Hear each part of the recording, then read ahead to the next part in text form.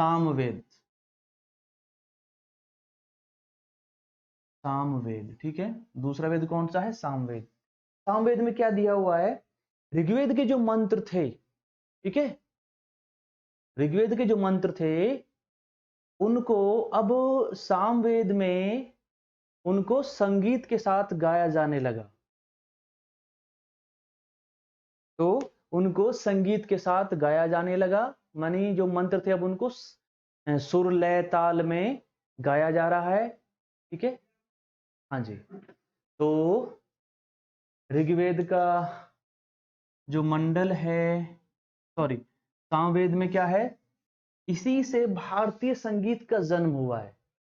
सामवेद को भारतीय संगीत की पुस्तक भी कहा जाता है, क्योंकि सारे गामा ये जो संगीत शुरू होता है वो यहीं से शुरू होता है, सामवेद। क्योंकि इसमें जो ऋग्वेदिक जो मंत्र थे, जो ऋचाएं थी, ठीक है, जो सूक्त थे, उनको इसमें उनको संगीत के साथ लयबद्ध किया गया। अब उनको संगीत के साथ गाया जाने लगा। तो यहीं से शुरुआत होती है भारतीय संगीत की, इंडियन क्लासिकल म्यूजिक। तो इसको कई बार भारतीय संगीत की पुस्तक भी कहा जाता है, गायन की पुस्तक भी कहा जाता है, ठीक है, समझ गए। तो इसमें क्या हुआ? जो ऋग्वेदिक जो मंत्र थे, यानी जो सूक्त थे या मंत्र थे,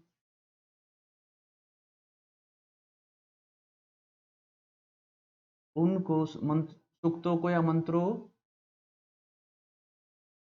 को, सूक्त या मंत्रों को संगीत के साथ गाया जाने लगा। तो इसको क्या बोला जाता है? संगीत की पुस्तक कहा जाता है इसको। संगीत का जन्म यहीं से हुआ है, ठीक है। गायन की पुस्तक भी इसको कहते हैं, ठीक है, समझ में बात है। तो सामवेद में क्या? सामवेद में जो ऋग्वेद के जो मंत्र थे उनको अब क्या, जो मंत्र हैं या सूक्त हैं, उनको संगीत के साथ गाया जाने लगा या पढ़ा जाने लगा। इसको संगीत का जन्म भी कहा जाता है। इस पुस्तक को भारतीय संगीत का जन्मदाता बोला जाता है। ऋग्वेद से ही हमारे संगीत का जन्म हुआ है, तो संगीत का जन्म सामवेद से हुआ है। तो इसको संगीत की पुस्तक भी कहा जाता है, गायन की पुस्तक कहा जाता है, और भारतीय संगीत का यहाँ से क्या होता है? जन्म होता है। तो ये बहुत इंपॉर्टेंट है, इसको याद रखना। और सामवेद में बहुत सारे मंत्र किससे उधार लिए गए हैं? लगभग 75% जो मंत्र हैं इसमें या सूक्त हैं, वो कहां से उधार ले लिए गए हैं? ऋग्वेद से उठा लिए गए हैं। ऋग्वेद से उनको ऐसे ही उठा लिया गया है। तो समझ में बात है। तो इसको ऋग्वेद कहते हैं, सब वेद कह सकते हैं। तो ये क्वेश्चन पूछा हुआ है कि ऐसा कौन सा वेद है जिसमें से 75% से अधिक मंत्र या सूक्त ऋग्वेद से लिए गए? तो वो है सामवेद। सामवेद में बहुत सारे मंत्र और सूक्त कहां से उठा लिए गए हैं? ऋग्वेद से। संगीत की पुस्तक या गायन की पुस्तक किसको कहा जाता है? सामवेद को। Book of Indian classical music, book of chants, book of songs, books of melody, ठीक है। तो इसमें मंत्रों को संगीत के साथ गाया जाने लगा, यानी हाइम्स को सेट कर दिया ट्यून में। मंत्रों को संगीत के साथ गाया जाने लगा, पढ़ा जाने लगा है, या मंत्रों को या सूक्तों को ट्यून दे दी गई है, संगीत दिया गया है। सारे गामा पा जो संगीत है वो यहीं से स्टार्ट। क्लियर है? इतना समझ में बातें याद रखना इसको। और इसको पढ़ने वाला जो पुरोहित होता था, जो व्यक्ति इसको पढ़ता था, इसके मंत्रों को, उसको क्या बोला जाता था? उद्गाता, या उद्गात्री भी हो सकता है, उद्गाता। कहीं भी हो सकता है, आपको उद्गात्री लिखा मिल सकता है, वैसे उद्गाता है शब्द, तो फिर दोनों लिख लो, एग्जाम में जो भी आए, उद्गाता ज्यादा आता है। तो ऋग्वेद को पढ़ने वाले पुरोहित को क्या बोला जाता था? उद्गाता या उद्गात्री, उद्गाता या उद्गात्री। क्लियर है? तो इसका स्क्रीनशॉट ले लें आप, ऋग्वेद का स्क्रीनशॉट ले लें इसका, उद्गाता या उद्गात्री। सामवेद को संगीत की पुस्तक कहा जाता है, संगीत का जन्म यहीं से हुआ है। इसको गायन की पुस्तक भी कहा जाता है। इसमें मंत्रों को या सूक्तों को संगीत के साथ पढ़ा जाने लगा या गाया जाने लगा, ठीक है। और सामवेद को पढ़ने वाले पुरोहित को उद्गाता या उद्गात्री कहा जाता है। और इसमें 75 जो मंत्र हैं सामवेद में वो कहाँ से उधार लिए गए हैं? ऋग्वेद से उधार लिए लिए गए। ठीक है, कट कॉपी पेस्ट कर लिया गया है। ठीक है, क्लियर है? यहाँ तक समझ में आई बातें इतनी? तो यहाँ तक क्लियर होगा आप लोगों को, ये बातें समझ में आई होंगी। तो आप इस एक बार इसका स्क्रीनशॉट ले लें, या अपनी कॉपी में ये जो मैंने बताया है, समझाया है, लिखा है, इसको नोट कर लें आप। ठीक है, हो गया इतना? क्लियर है? ठीक है, ठीक है, चलिए। तो क्लियर है यहाँ तक? सभी को समझ में आ रही बातें? ठीक है, तो ये हमने सामवेद के बारे में पढ़ा। अब आगे तीसरा जो वेद है उसको हम देखते हैं, उसमें क्या दिया हुआ है। इसका नाम है यजुर्वेद। तीसरा वेद कौन सा आता है? यजुर्वेद।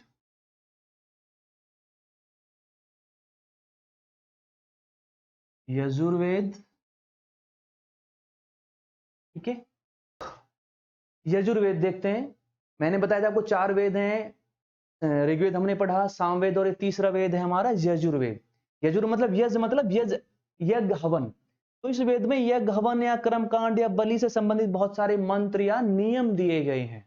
किस तरह से यज्ञ हवन करने हैं, बलि सैक्रिफाइसेस हमें कैसे करना है, ये रिचुअलिस्टिक ये वेद है। ठीक है, it is a book of rituals. ठीक है, कर्मकांड या यज्ञ हवन से संबंधित बहुत सारे मंत्र हैं, नियम हैं, क्या क्या करना है, कौन सा यज्ञ हवन कैसे करना है, कब बलि वगैरह। तो इसमें इस तरह के बहुत सारे मंत्र या नियम दिए गए हैं इस यजुर्वेद में। क्लियर इतना? बाकी जो 3 वेद है इस वेद को छोड़कर, वो किस में दिए गए हैं? वो पद में दिए गए हैं, वो वर्ष में है। ये गद और पद दोनों फॉर्म में दिया गया है। तो ये भी क्वेश्चन पूछा हुआ है कि ऐसा कौन सा वेद है जो पद और गद्य दोनों में लिखा गया। पद यानी पद्यांश, कविता के रूप में, पोएट्री फॉर्म में, और गद्यांश मतलब आपका प्रोज के फॉर्म में, वर्स एंड प्रोज। ठीक है, तो ये ऐसा वेद है जो वर्स एंड प्रोज मतलब पद पद और गद्य, पद्य और गद्य दोनों में लिखा गया है। ये पद मतलब इसे कविता के रूप में, पोएट्री जो होती है ना, कविता लिखते हैं, और ये पूरा इसमें जैसे कि डिटेल रूप में दिया होता है। इसमें ज्यादा हमें अर्थ निकालना नहीं पड़ता, सारी चीज हमारे सामने होती है। ठीक है, कहानी रूप में, जैसे पैसेज वगैरह होता है। ठीक है, तो ये ऐसा वेद है जो पद और गद्य दोनों शैलियों में, स्टाइल में लिखा गया। और इसको पढ़ने वाले जो पुरोहित है उसका नाम है अध्वर्यु। लिख लेंगे, इसको पढ़ने वाले पुरोहित को क्या नाम है? जो इस वेद को पढ़ता है पुरोहित, उसका नाम है अध्वर्यु। क्या नाम है? अध्वर्यु। तो इसको आप स्क्रीनशॉट ले लें, लिख लें इसको। यजुर्वेद पद्य और गद्य दोनों शैलियों में लिखा गया है। इसमें यज्ञ, कर्मकांड, बलि से संबंधित मंत्र या नियम दिए गए हैं। और ये वेद को पढ़ने वाला जो पुरोहित है उसको क्या कहा जाता है? अध्वर्यु कहा जाता है। क्लियर है इतना? लिख लिया? हो गया? यस, ठीक है। तो यहां तक इसका स्क्रीनशॉट ले लें, लिख लिया होगा अपने कॉपी में, कर लिया होगा। तो ये हमने यजुर्वेद देखा। क्लियर है यहां तक? यस, ठीक है, चलिए अब हम आगे देखते हैं। आगे, और ये ले लो आप, स्क्रीनशॉट कर लें। अब हम चौथा वेद और देखते हैं, जिसका नाम है अथर्ववेद।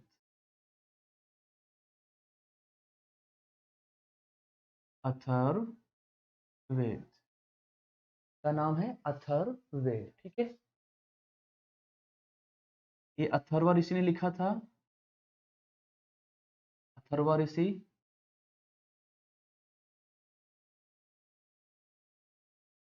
और ये जो वेद है इसमें तंत्र मंत्र जादू टोना दिया गया है। जादू टोना, तंत्र मंत्र, ठीक है, भूत प्रेत, वशीकरण,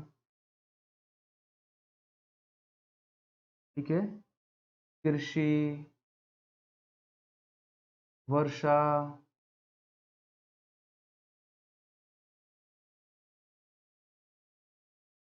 बीमारियों का इलाज, और दूसरा अनार्य लोगों के बारे में जानकारी देता है।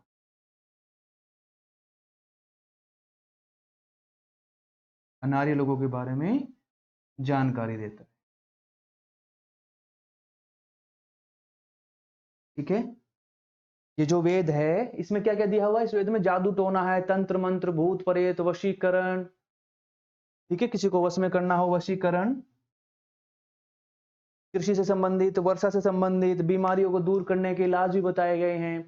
तो इस तरह से अथर्ववेद में ये बहुत सारी बातों के बारे में बताया गया। अगर किसी पे जादू टोना करना है, काला जादू, तंत्र मंत्र करना है, किसी को वश में करना है, ठीक है, तो आपको ये अथर्ववेद पढ़ना पड़ेगा। अथर्ववेद पढ़ लोगे तो मंत्र मार देना, बीपीएससी सेलेक्ट हो जाएगा, कोई भी एग्जाम सेलेक्ट हो जाएगा।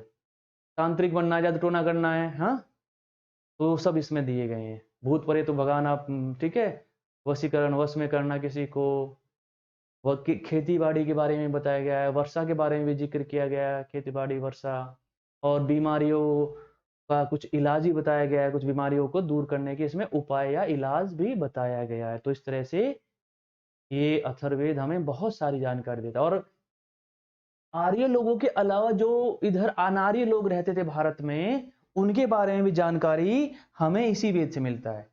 ज्यादातर जो और वेद हैं या ये वेद भी आर्य लोगों के बारे में ही बताता। लगे हमें ये जानना हो कि भाई अनार्यों के मतलब आर्यों के अलावा भी और भारत में कौन कौन लोग रहते थे, उनका समाज कैसा था, उन लोगों का धर्म कैसा था, या उनके रीति रिवाज कैसे थे, उन लोगों की संस्कृति कैसी थी।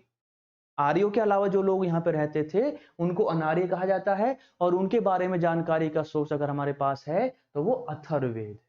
तो अथर्ववेद से हमें अनार्य लोगों के बारे में भी पता चलता है। क्लियर है यहाँ तक सबको? तो मैं उम्मीद करता हूँ यहाँ तक ये सारी चीजें आपको क्लियर हुई होंगी।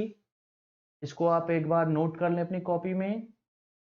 और किसको अथर्व ऋषि ने लिखा है, इसको अथर्व ऋषि, तंत्र में जादू टोना, भूत प्रेत, सारे बहुत सारी इसमें इस टाइप से मंत्र दिए गए हैं। और इसको इस वेद से अनार्य लोगों के बारे में भी हमको जानकारी मिलती। तो ये था अथर्ववेद के बारे में। क्लियर है यहाँ तक? तो चारों वेद आपके हो जाते हैं अब, ठीक है, क्लियर है? चलिए, हो गया यहाँ तक? यस, ठीक है। तो आज की क्लास में इतना ही, और मैं उम्मीद करता हूँ कि आप लोगों की सारी बातें क्लियर ही होंगी, समझ में आई होंगी।